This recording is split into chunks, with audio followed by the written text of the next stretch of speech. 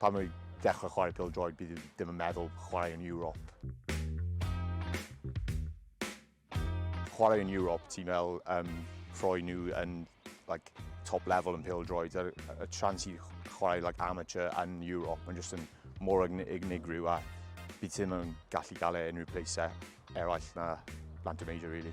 It's quite cool. I've never seen a club do this at any sort of level in grassroots football. So it's really exciting. It's something I've never done.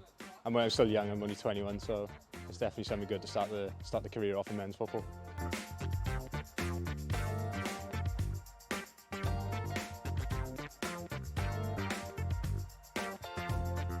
Mae'n profiad gwych. Bydd pan mae'n dechrau chwarae pêl-droed, bydd ddim yn meddwl chwarae yn Ewrop i unrhyw level, ond gallu neud yma yn profiad gwych.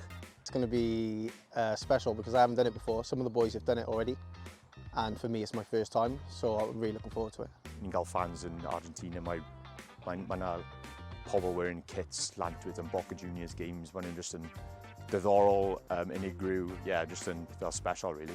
Ti ddim yn disgwyl unrhyw beth, ti'n mynd ar Twitter, ni'n crannol rhywbeth arall. The following they have is quite remarkable for such a small town as well in Wales. You represent, not just represent the club, you represent a small town, like I said, so it's exciting.